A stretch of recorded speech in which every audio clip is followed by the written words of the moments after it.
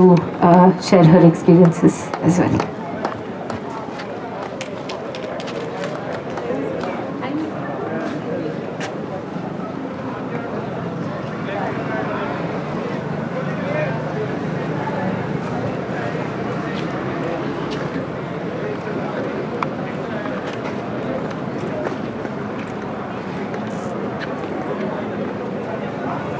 Good evening all.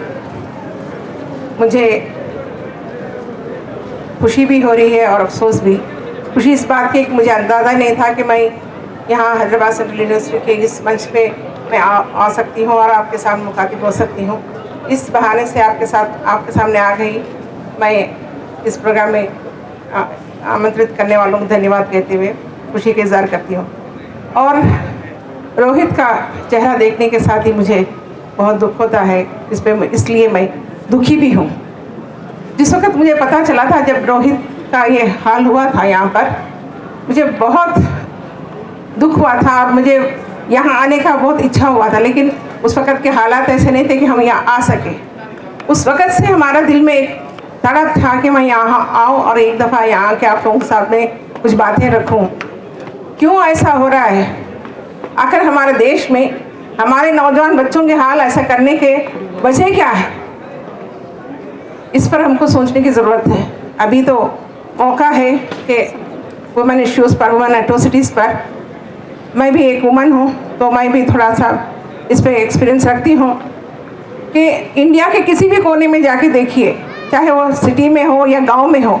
गांव में कुछ ज़्यादा होते हैं, सिटी में कुछ कम होते होंगे, लेकिन सबके ऊपर एक ही जैसा एट्रोसिटीज़ होते हैं कि रेप और मर्डर। 2 साल पहले यहाँ पर नलगोंडा डिस्ट्रिक्ट में एक माइनर मुस्लिम लड़की का रेप और मर्डर हुआ था, गैंग रेप था।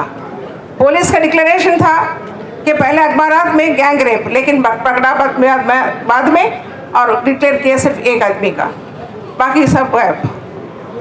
पीछे गए, पीछे पड़े, कितना पीछे पड़ सकते कोई भी। डाइल्यूट करने के जो तरीक़ेकार है हमारा स्टेट का, स्टेट वायलेंस है ये। स्टेट का किसको छुपा रहे, क्रिमिनल को क्यों बचा रहे, मुझे आज तक समझ में नहीं आया। जेल किसके लिए है? अगर क्रिमिनल्स बाहर ही रहना है तो जेल्स क्यों है? मुझे ये सवाल है। मैं कहती हूँ कि आप हैदराबाद यूनिवर्सिटी के रहने वाले बच्चों से, स्टूडेंट्स से मैं अपील करती हूँ, रेवोल्यूशन यूनिवर्सिटीज़ में स्टार्ट होना चाहिए। जब तक रेवोल्यूशन यूनिवर्सिटीज़ में स्टार्ट नहीं होगा, इस मुल्क के अंदर एट्रोसिटीज़ कम नहीं होंगे, चाहे वो लड़कियों के लिए मामले में हो या वुमेन के मामले में हो या आदिवासी के मामले में हो या माइनॉरिटी के मामले में हो, यहाँ पे जुल्म कम नहीं होगा। रेवोल्यूशन यहाँ से यूनिवर्सिटी से स्टार्ट होना यूथ इंडिया है। और मुझे खुशी है कि आप सब लोग इतनी देर तक यहाँ बैठ के सुन रहे हैं, तो कुछ सोच कर आए होंगे, कुछ करने के अज़म से आए होंगे। और मैं कहती हूँ कि चलो अब ये वक्त है आगे बढ़ने का। हम आगे आते हैं, हमारे पीछे आप आओ, उनके हाथ में छीन कर आपके हाथ में देंगे। जब तक हमारा अपना पॉलिटिकल पावर आप लोगों के हाथ में नहीं आएगा, ये सो कॉल्ड पॉलिटिशियंस तो सबको रौंद के रह देंगे कि आज रोहित हमारे बीच नहीं है। इसका जिम्मेदार स्मृति ईरानी जी है। बिल्कुल स्मृति ईरानी जी है। उनको ये जिम्मेदारी उठाना पड़ेगा और उनका आंसर देना पड़ेगा। और जैसा कि कोई कांग्रेस गवर्नमेंट से में कोई रिश्ता नहीं था, कोई गवर्नमेंट हमारे लिए कोई आसान बात नहीं की, लेकिन बीजेपी गवर्नमेंट अव्वल दिन से टारगेट कर गई।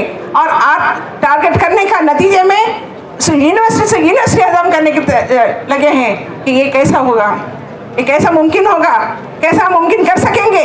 कि हमको सोचना चाहिए कि अब जो मौका हमको मिल रहा है, जो वक्त हमको मिल रहा है, इस पर आप सोचिए। You are all research scholars, आप रिसर्च कर सकते हैं, समझ सकते हैं। आप इंडिया को लेके जाना है। वो लड़का जो वहाँ पर बैठा होता, एक किसान का बेटा वहाँ बैठकर आपका इंतज़ार करता है, आपके PhD का निचोड़ के इंतज़ार करता है, कुछ टेक्नोलॉजी साहब का इंतज़ार करता है।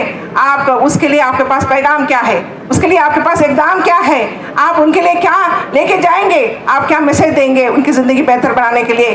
क्या ये हमारी जिम्मेदारी नहीं है? ये स्टूडेंट की जिम्मेदारी नहीं है?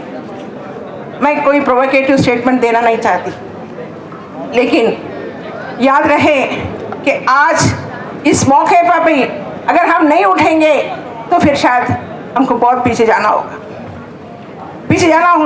क्योंकि यहाँ का इस देश के अंदर जो वर्ण व्यवस्था किसी ने बनाया है, किसी ने बना दिया है। और वर्ण व्यवस्था आज भी आदिवासियों को चांस जीने नहीं देता।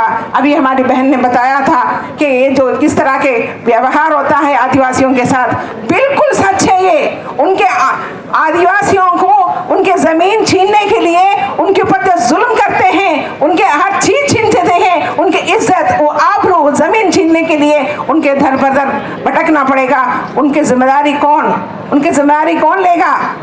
उनके ज़मीनों की हिफाजत कौन करेगा?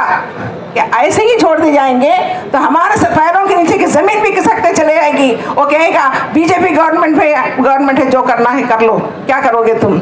ये अंदाज, ये एहसास, इसको बदलना होगा। इसको बदलने के लिए हम सब ताकतवर होना है, चाहे वो आदिवासी हो, वो क्रिश्चियन माइनॉरिटी हो, मुस्लिम माइनॉरिटी हो, या दलित लेडी हो, या कोई भी हो जो जुल्म के खिलाफ आवाज़ उठाता है।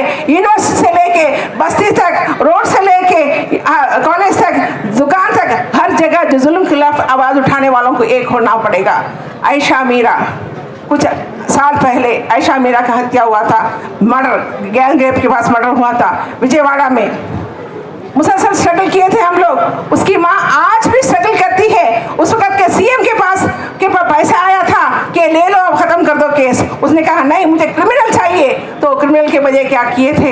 पैसा तो नहीं ली थी, एक ऐसा एक हैंडीकैप पकड़ के लेके आया, बताइए क्रिमिनल है, ले लो, अभी पड़ा है जेल में। ये है गवर्नमेंट करती है, चाहे कांग्रेस हो या बीजेपी हो, कोई भी हो।